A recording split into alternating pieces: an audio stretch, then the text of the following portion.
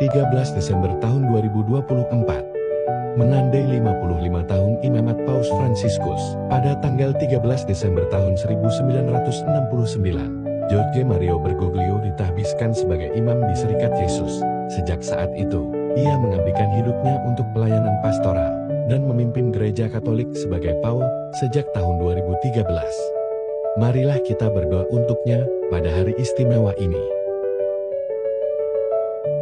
Sepenggal cerita awal panggilan Jorge Mario Bergoglio.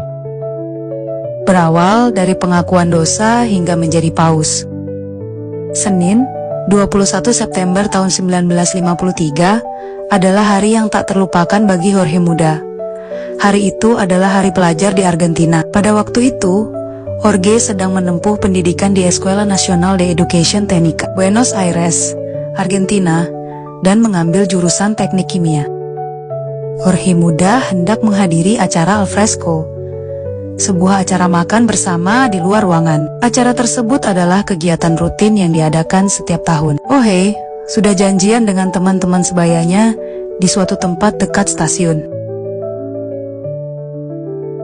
Dalam perjalanan untuk bertemu dengan teman-temannya, Jorge melewati Basilika San Jose de Flores, gereja parokinya, tempat yang sudah sering ia kunjungi. Pada saat itu, hatinya tergerak untuk masuk dan mampir sejenak ke dalam gereja. Di dalam gereja, Jorge bertemu dengan seorang imam yang belum pernah dia jumpai sebelumnya. Mereka terlibat dalam percakapan rohani dan Jorge tergerak untuk mengaku dosa. Justru disinilah menjadi momen di mana hidup Jorge berubah selamanya.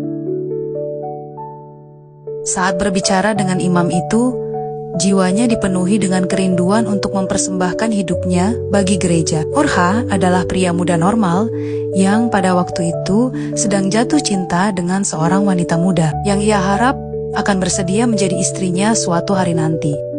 Namun perjumpaan di gereja saat itu membuat ia bertekad meninggalkan wanita yang dicintainya dan memilih memberikan semua cintanya kepada gereja. Setelah mengaku dosa, hatinya tersentuh dan ia merasakan turunnya rahmat Tuhan yang dengan tatapan cinta yang lembut memanggilnya untuk hidup religius, mengikuti teladan Santo Ignatius dari Loyola. Dalam pengakuan itu, sesuatu yang sangat langka terjadi pada saat itu adalah kejutan, keheranan dari sebuah pertemuan. Saya menyadari bahwa Tuhan sedang menunggu saya. Kenang Jorge dalam buku biografinya yang berjudul El Jesuita 2010, ditulis oleh Sergio Rubin dan Francisca Ambrogetti. Pada waktu itu, usia Jorge masih 16 tahun dan memang sedang mengalami pergumulan dengan imannya. Diketahui imam yang dijumpainya bernama Pastor Carlos Duarte Ibarra dari Kerintes, tapi dia sedang berada di Buenos Aires untuk pengobatan leukemia. Pastor Duarte meninggal tahun berikutnya sesudah pertemuan itu, dan Jorge merasa sangat kehilangan seorang bapak pengakuan. Saya masih ingat, ketika saya sampai di rumah, setelah pemakamannya, saya merasa seolah-olah ditinggalkan. Dan aku banyak menangis malam itu, benar-benar banyak, dan bersembunyi di kamar saya. Ungkap Jorge. Mengapa? Karena saya kehilangan orang yang membantu saya merasakan belas kasihan Allah. Itulah miserendo aku eligendo. Sejak peristiwa pengakuan dosa itu dan perjumpaan dengan Pastor Duarte, Jorge menyembunyikan panggilannya untuk menjadi seorang imam. Jorge melanjutkan studinya dan sempat bekerja dengan berbagai profesi, di antaranya penjaga bar, petugas kebersihan, dan kemudian sebagai teknis kimia di Laboratorium Penelitian Makanan Hikasiar Bokman.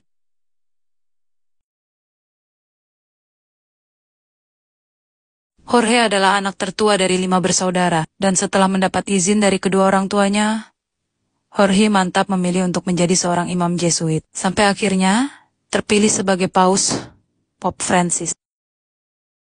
Demikianlah awal panggilan seorang Jorge Mario Bergoglio, nama asli dari Pope Francis.